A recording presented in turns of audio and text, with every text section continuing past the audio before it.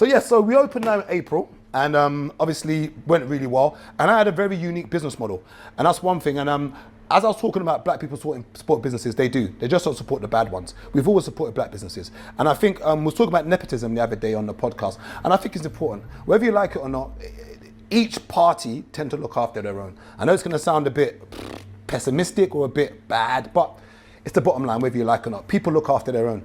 And I think it's very important that we support the good ones, and we shouldn't make allowances for black businesses or any businesses. If a business is not good, don't patronize it. Whether it's black, blue, avatar, orange, or whatever, or Pink Panther. If the business is not good, you don't go. Now, I'll tell you what's really interesting and funny is this. When I first opened the business in Birmingham, okay, it was primarily 50% white, 50% other. And as the blacks start coming, the white started leaving.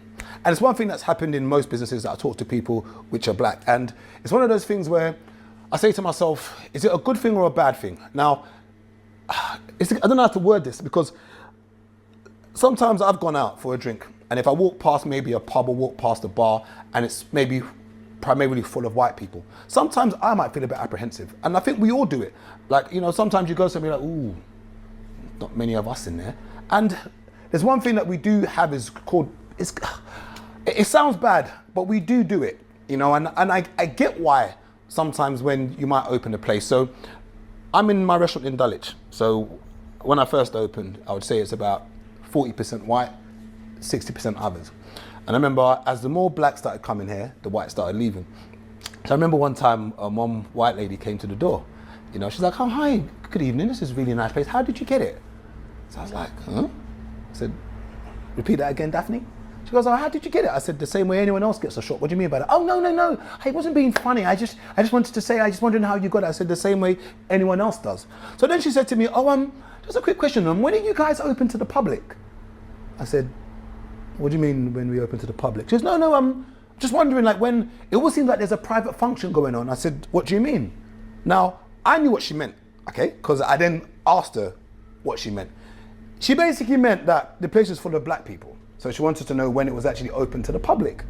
And I find it interesting because I own the bit of land which is across the road, and I rented it out to someone to do like paninis, like a vegan kind of juicy kind of whatever thing. So she does her thing over there. Now, this is literally opposite my shop. That place is full of white people. They have their paninis, their coffees, their lattes, their frappuccino. What's that frappuccino you fake middle class people drink with those little creamy things on top? That frappu, can't even pronounce, I'm not Italian, but yeah, bellissimo, bonjour, pouvez-vous français, mademoiselle, comme ci, comme ça. So that place there is full of them. They go there and eat in the cold, they drink in the cold. It's an outdoor place, but she's done it really well. And that place is directly opposite my restaurant.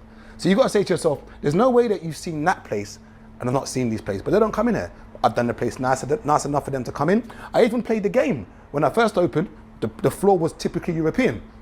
So it's not that I say you would walk in and think, oh, okay, maybe it's not for us. And then you got to ask yourself, what does that mean that it's not for us? What does that mean? But yeah, when you first open, and I always say to people that the biggest mistake I made, and I'll call it mistake, is this. I'm opening other businesses very soon, and I'm going to make sure I'm not the face of the business. And why I say that is this. For marketing purposes, it's good to be the face of the business, because if you use social media, you can get a lot of your following in. But if your network is primarily black, and you're black, whether you like it or not, the rest of the 97% are not going to come. As black people in the UK, we make up 3%. In London, it's roughly between 10 and 11%. So it makes us think that we're surrounded by black people, but it's not the case. If you live in pockets where there's black people, you might think that, but in reality, it's not the case. Now, some people might shoot me down for this, but you got to ask yourself one important question. If I told you that you could open a business and primarily your target audience is only going to be 3%, would you go into it? If I said to you there's a business you can open that maybe you could have 100%, which would you pick? And unfortunately, if you're going to make yourself the face of the business, you may struggle to get the remaining 97%, bearing in mind you're part of the 3%. So you've got to think very mindful of whether you want the 3% or you want the remaining 97%. And don't get me wrong, it's good to have black businesses, it's good. But you have to think about how long can it sustain with just a 3%. Remember, your business as a restaurant, primarily on a Wednesday and Thursday or during the week, it heavily boils down to your locals. As in the people who can walk here within maybe 2 or 3 minutes, or those who can drive here within 5 minutes. Now I'm in Dulwich, which is typically a middle-aged area, middle class. You've got this affluent people with money. So in this little, maybe, I don't know, 0.5 mile radius, they tend not to come in. So which means I'm getting business from everywhere else. And for you to travel sometimes, you have to bear in mind that it's usually going to be a celebration. So Scion London, people come all the way from Enfield, Tottenham, Barking, Walthamstow. People travel from far to come here, and it's appreciated. And that's one of the reasons why I had to close for 2 months, to make sure I got everything back to how it was meant to be. Because whether I like it or not, a lot of people have seen Scion London as the benchmark. And for 1 minute, I don't ever say that this thing is rocket science. But there are tricks to the trade, but it's not rocket science. And I always say representation is key. And so many people have opened restaurants off the back of me, and I'd rather more open and more businesses open, because people need to see that there are other avenues and other outlets. And I also always say is that I am no smarter than anyone else. Okay, so this is our Blu-ray. Now there's one cocktail which people always love. I'm not gonna make it today, but it's called a rum punch.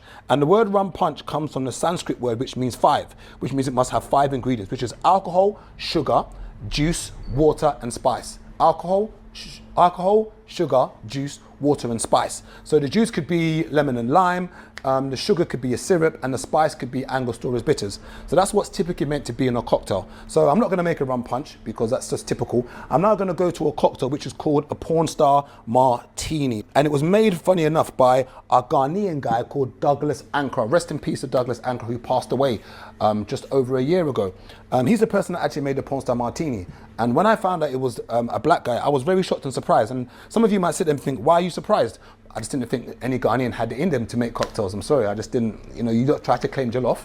I didn't think you lot had it in you. So when I heard it was a Ghanaian, I was shocked. I didn't want to believe it, that a Ghanaian person could actually think and invent something. As you know, Nigeria is the Las Vegas of West Africa. We are the peoples. So when a Ghanaian is known to be inventing something, it's a shock to the system. I almost fell down and banged my head. So we're gonna make a Porn Star Martini.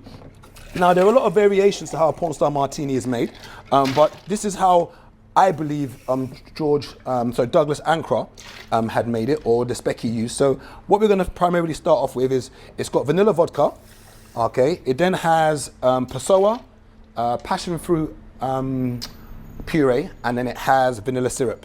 That's what goes into a Porn Star Martini. And then it has a shot of Prosecco on the side.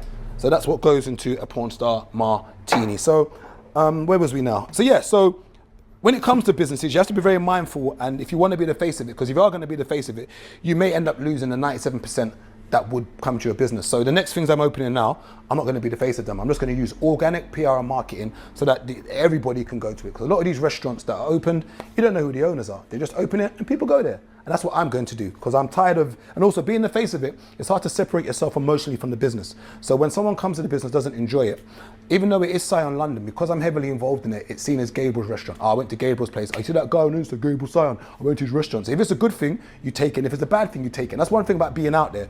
If you're going to take the praise, you got to take the criticism. And if you ain't got thick skin, don't waste your time. When it comes to anything putting yourself out there, don't waste your time. That's why I say stay in your day job. It's the best thing ever. Stay in your day job.